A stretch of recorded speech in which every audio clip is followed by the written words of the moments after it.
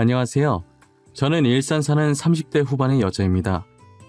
제가 이번에 정말 어이없고 기가 막힌 일을 겪다 보니 사람이라는 존재가 너무 무서워졌어요. 어디에다 하소연할 곳이 없어서 이렇게 익명의 힘을 빌려서라도 사연을 보내려고 합니다. 가족을 이룬다는 게, 그리고 이혼을 한다는 게 저만 어려운 것이고 남들은 쉬운 것인가 봐요. 남편은 제게 너무나도 쉽게 이혼을 요구하더라고요. 저는 지극히 평범한 집안에 태어나고 자랐어요. 그렇게 부유한 편은 아니지만 부족함 없이 하고 싶은 것 하고 살았죠. 아버지와 어머니는 젊었을 때부터 대기업에 다니시면서 돈을 열심히 모아놓으셨어요. 모아둔 돈이 좀 있어서 그런지 두 분 다 노후 걱정은 없으셨어요. 그래서 지금은 어머니께서 일을 그만두시고 집에서 살림을 하고 계시고요. 저는 같은 회사에 다니던 저희 집안과 비슷한 집안인 남편을 만나 결혼을 했습니다. 저희가 결혼한 지는 오래되었는데 현재 아이는 없는 상태예요. 노력은 많이 했었지만 애가 생각보다 쉽게 들어서지 않더라고요.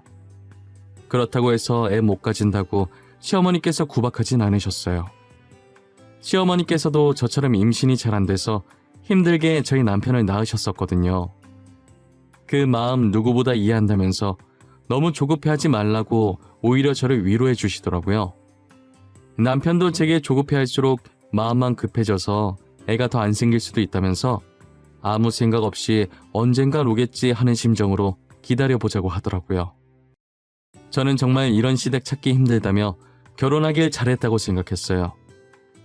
하지만 저희 아버지가 사업을 시작하시면서 이런 행복도 길게 가진 못했어요. 아버지께서는 다니던 회사에서 계속 근무하시다가 최근에 그만두고 모아둔 돈 일부를 가지고 사업을 시작하셨어요.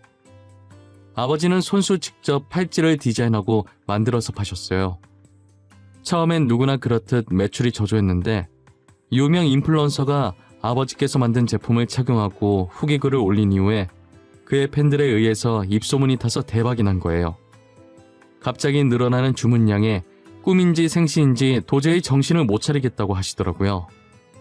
아버지도 이것도 한철이라면서 지금 이렇게 입소문이 타다가도 금방 수그러들 수도 있다면서 괜한 기대를 품지 않으셨어요. 하지만 아버지가 예상했던 것과는 달리 아버지의 제품들이 꾸준히 사랑을 받고 있더라고요. 나이가 좀 있으신 아버지가 디자인해서 그런지 아무래도 유행에는 뒤처지지만 나름의 유니크한 매력이 있다면서 그게 이 팔찌의 큰 포인트라며 다들 좋아해 주셨어요.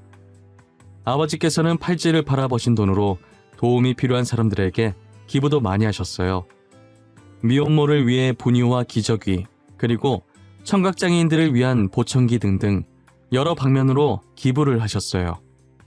매출이 더 안 올라도 괜찮으니 떨어지지만 말자는 아버지의 바람과는 달리 아버지의 팔찌를 착용했던 유명 인플루언서가 뒷광고 논란이 터진 거예요. 그러면서 아버지의 회사도 함께 논란에 휩싸이게 되었죠. 사실이 아닌데 마치 사실인 것 마냥 사람들이 글을 썼고 그 글이 빠르게 퍼지면서 기사까지 포털 사이트에 크게 걸리게 되었어요. 알고 보니 아버지의 회사는 그 인플루언서의 가족이 운영하는 건데 홍보해주려고 뒷광고를 했다는 둥, 인플루언서의 유명세만 믿고 그거 이용해서 노력 없이 사업이 성공하려고 했다는 둥, 애초에 별 볼 일 없는 팔찌 착용한 게 이상했다면서 역시 가족이었다며 증거 사진이랍시고 짜맞추게 한 사진들을 같이 올리기 시작하더라고요. 사진과 함께 글을 적으니 내용이 부풀려질 대로 부풀려져서는 정말 모르는 사람이 보면 사실이라고 믿을 정도더라고요. 아버지께서는 사실이 아니며 그 인플루언서랑은 아무 관계 아니라고 입장 표명했지만 이미 사람들은 처음 나갔던 기사만 보고 계속 아버지 회사를 불매하기 시작했어요. 결국 아버지 회사는 위태위태한 상태를 유지하고 있었죠. 저는 누명을 벗기 위해서 SNS를 활용해서 해명하기 시작했어요. 하지만 제가 해명을 해도 들으려고 하지 않고 안 좋은 댓글만 쌓이더라고요. 지금 이게 어디서부터 첫 단추를 잘못 꿰인 것인지 전혀 모르겠더라고요. 해명을 하면 할수록 사람들 사이에서는 저도 그 인플루언서의 친척이 되어 있었어요. 오히려 말하면 더 손해인 것 같아서 저도 손을 놓을 수밖에 없었어요. 엎친 데 덮친 격으로 아버지 일 때문에 안 그래도 스트레스 받는데 거기다 남편까지 더하더라고요. 결혼 후에 제가 다니던 회사를 그만두고 다른 회사로 이직을 해서 남편과 퇴근 시간이 달랐어요. 제가 조금 더 늦게 퇴근하는데 집에 들어가자마자 제 얼굴 앞에 종이 한 장을 들이밀더라고요. 다녀왔냐는 인사도 안 해? 이건 뭐야? 이게 무슨 종이인데? 이혼 합의서? 당신 지금 이게 뭐 하자는 거야? 갑자기 무슨 이혼? 거기에 당신 인적사항 작성하고 도장 찍어. 우리 이혼하자. 지금 장인어른 회사 위태위태하다며 더 늦기 전에 갈라서자. 그게 우리 이혼이랑 무슨 상관인데? 나 아무 잘못한 거 없는데 왜 이혼을 해야 하는데? 다짜고짜 도장 찍으라고 하지 말고 내가 납득할 수 있게 설명을 좀 해봐. 장인어른 회사 조만간 망할 것 같은데 망하면 우리한테도 피해 올 거 아니야. 그러니까 늦기 전에 이혼하자고. 뭐? 우리 아빠 사업이 위태위태하니까 이혼하자고? 그동안 아빠가 당신 부모한테 바친 돈이 얼만데 시아버님 사업 위태할 때마다 우리 아빠가 모아둔 돈으로 도와줬었어. 그런데 지금 당신이 나한테 뭐라고? 그건 고맙게 생각하고 있어. 하지만 우린 당신 가족이 빚더미에 쌓이게 되면 도와줄 돈이 없어. 그리고 잘못하면 우리한테까지 피해 올 수도 있고. 난 피해 입기 싫어. 그러니까 도장 찍어. 남편 입에서 나오는 말들은 하나같이 어처구니가 없었습니다. 이때까지 저희 아버지께서 시아버님 회사가 위태로워질 때마다 가족 좋은 게 뭐냐면서 좋은 마음으로 그동안 모아두셨던 돈을 선뜻 보태주시곤 하셨거든요. 그런데 남편은 도와준 은혜도 모르고 막상 저희 아버지 회사가 위태로워지니 자기는 돈 없어서 못 도와준다고 자기 집안까지 피해받기 전에 이혼을 하자는 거예요. 저는 제가 이제껏 이런 사람과 살았었나 싶고 처음으로 결혼한 게 후회가 되더라고요. 힘든 시기에 돌아서는 사람들과는 인연을 이어가지 말라더니 그게 저희 남편이었어요. 아버지 회사 때문에 제가 이혼당한 걸 알면 아버지께서 속상해하실 것 같은 생각에 눈물이 나더라고요. 그래서 저는 아버지 회사 곧 다시 일어설 거라고 남편을 설득해서 이혼만은 막아보려고 했는데 남편은 들은 척도 안 하고 날마다 이혼 합의서를 제 얼굴 앞에 들이밀었어요. 계속해서 이혼을 강요했지만 제가 이혼을 해주지 않자 점점 폭력적으로 변해가면서 이혼을 서두르는 남편을 보고 있으니 저는 이상한 느낌이 들기 시작하더라고요. 꼭 저와 이혼을 해야 하는 이유가 있는 것처럼 이혼을 서두르려고 하니까 정말 뒷구린내가 심하게 나는 거예요. 저는 제 촉을 믿는 편이라 남편 뒤를 몰래 따라가 보기로 했어요. 그런데 남편이 웬 모르는 여자랑 같이 있는 거예요. 팔짱까지 끼고 서로를 보며 웃고 있는데 누가 봐도 정말 다정해 보이는 커플 같았어요. 역시 이혼을 서두르는 데에는 다 이유가 있을 것 같더라니 저희 아버지 사업이 위태로워 보이니까 저랑 얼른 이혼하고 돈 많은 집안의 상간녀랑 결혼하려고 준비 중이었더라고요. 남편이 저를 버리고 혼자만 행복하려는 꼴이 정말 보기 싫었어요. 그래서 저는 상간녀와 같이 있는 모습을 사진으로 몰래 찍어놓기 시작했어요. 그날 남편이 잘 때 휴대폰을 확인했고 카톡을 보니 둘이서 아주 깨가 쏟아지더라고요. 상간녀와 남편이 주고받았던 사랑 가득한 카톡을 찍어서 몰래 저한테 보내놓았습니다. 그리고 상간녀의 전화번호도 제 폰에 저장시켜놨어요. 저는 상간녀에게 남편에 대해 할 말이 있으니 카페에서 잠깐 보자고 했어요. 저한테 희창 오빠에 대해 할 말이 있다고 하셨잖아요. 근데 저희 오빠는 어떤 관계신가요? 아, 혹시 오빠 친척분이신가요? 저 김창희 씨 아내 되는 사람인데요. 그쪽이 지금 저희 남편이랑 만나고 계신 것 같던데 그 사람이 유부남인 건 알고 있었나요? 아니면 유부남인 줄 모르고 만나신 건가요? 네? 그게 무슨 소리세요? 오빠가 유부남이라니요? 거짓말 치지 마세요. 오빠가 저한테 그동안 연애에 관심이 없어서 아직 결혼 못했다고 했단 말이에요. 그럼 그쪽은 김창희 씨가 유부남이었다는 사실을 정말 모르셨어요? 저 오늘 변호사 만나서 이혼 소송하고 당신은 상간녀 소송하려고 미리 알고 있으라고 말하러 온 거예요. 지금 거짓말하는 거 아니죠? 저 정말 몰랐어요. 믿어주세요. 저도 피해자예요. 어쩐지 결혼하자고 말만 하고 날짜 잡으려고 하면 계속 미루더라고요. 상간녀는 남편이 유부남이었던 걸 전혀 몰랐던 눈치더라고요. 제게 제 차 사실이냐고 확인을 하길래 제가 미리 발급받은 가족관계 증명서를 보여주면서 남편과 혼인관계임을 증명하니 그제서야 믿기 시작하더라고요. 상간녀는 정말 몰랐다고 당장 헤어지겠다면서 자신도 피해자니 고소는 하지 말아달라고 하더라고요. 저는 여자에게 상간녀 소송은 걸지 않았고 남편한테 이혼 소송만 걸고 집으로 돌아왔어요. 남편은 상간녀에게 이별 통보를 받았는지 집에 오자마자 저를 쥐잡듯 잡기 시작하더라고요. 당신이 한 짓이야? 당신 도대체 그 사람한테 뭐라고 짓거린 거야? 지금 제정신이야? 내 인생 망치려고 작정했어? 쳐 놔두고 바람핀 사람이 어디서 큰 소리야? 그래, 내가 했다. 왜? 나는 뭐 가만히 당하고만 있을 줄 알았니? 내가 그렇게 만만해 보였어? 당신이 다시 그 사람한테 가서 말해. 낮에 한 말 다 거짓말이었다고 당장 말하라고. 끝까지 뻔뻔한 거 봐. 내가 누구 좋으라고 그렇게 해야 되는데? 나 당신 잘 사는 꼴 절대 못 봐. 오늘 당신한테 이혼 소송 걸었으니까 나한테 줄 위자료나 챙겨놔. 남편이 아무리 소리를 질러도 제가 눈 하나 깜짝 안 하자 말로는 안 될 것 같았는지 결국 손을 올려서 그대로 제 뺨을 때리더라고요. 제가 헤어지게 만들었으니 분명 싸움이 격해질 거라는 걸 저는 미리 예상했었거든요. 그래서 혹시나 하는 마음에 안방 행거에 걸린 옷 사이에 카메라를 넣어놓고 있었어요. 저는 이걸로 폭력죄까지 추가시킬 거라고 남편한테 소리 질렀어요. 저는 남편에게 이혼 소송으로 위자료를 받아냈지만 폭행죄는 뺨 때린 게 다고 초범이기도 해서 징역까지 안 가고 벌금형으로 끝났더라고요. 그 뒤로도 남편은 정신을 못 차리고 돈 많은 여자 한번 물어보겠다고 여러 여자들을 만나고 있다고 하더라고요.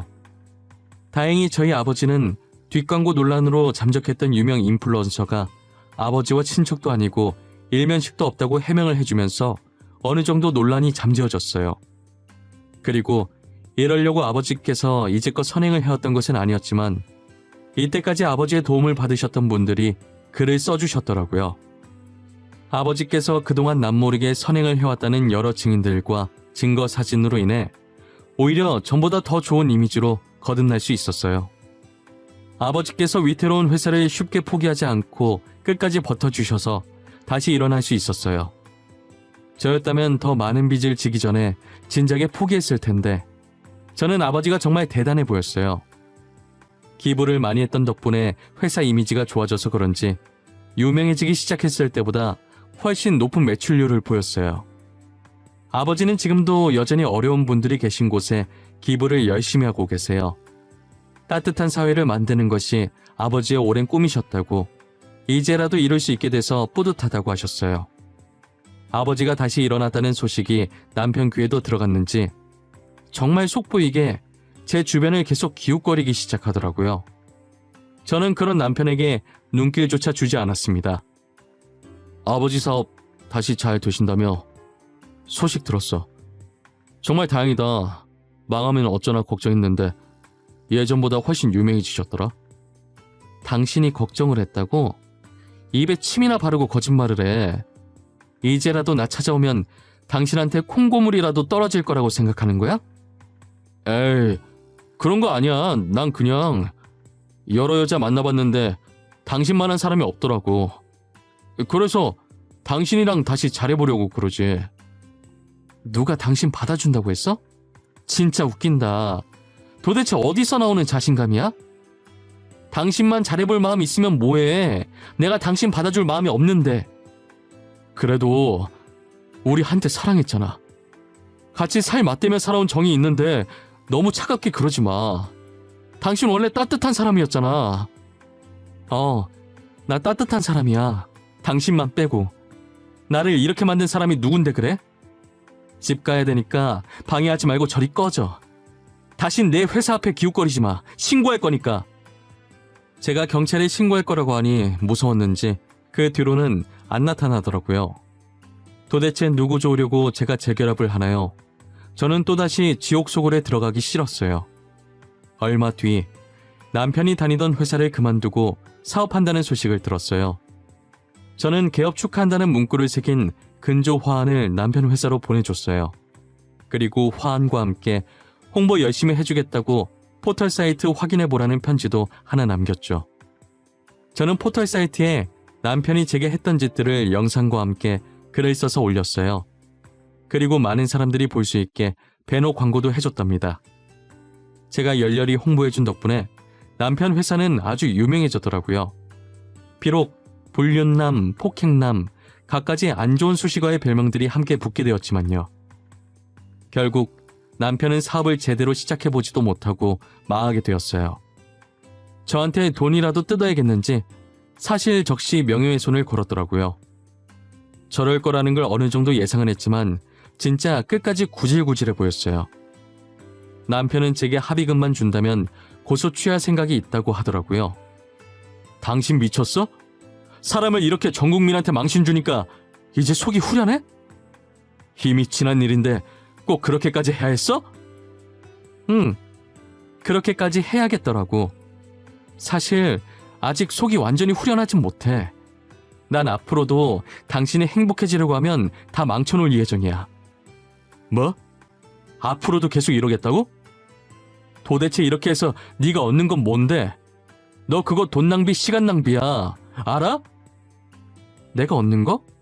통쾌함? 짜릿함? 그냥 내 기분이 좋아. 그리고 내 돈, 내 시간, 내가 낭비하겠다는데 당신이 그걸 왜 신경 써? 너 이거 사실적시 명예훼손으로 고소감인 거 몰라? 나 너 명예훼손으로 고소했어. 이 정도 각오는 하고 그런지 버린 거겠지? 당연히 예상은 했어. 쪽팔린 줄도 모르고 진짜 고소할 줄은 몰랐네. 허위 사실도 아니고 사실적시라니. 진짜 너무 모양 빠지지 않아? 이미 망한 거 내가 지금 자존심 지킬 입장이 아니라서 말이야. 당신이 나한테 합의금만 준다면 고소 취하할 생각 있어. 그래, 당신이 지금 자존심 세울 때가 아니지. 한 푼이라도 더 필요한 상황인데 말이야. 안 그래? 합의금 줄게. 얼마 주면 되는데? 원하는 액수 한번 불러봐. 4천. 4천만 주면 내가 뒤끝 없이 깔끔하게 당신 고소했던 거 취하해줄게. 어때? 4천 괜찮겠어? 남편은 제가 생각했던 것보다 액수를 적게 부르더라고요.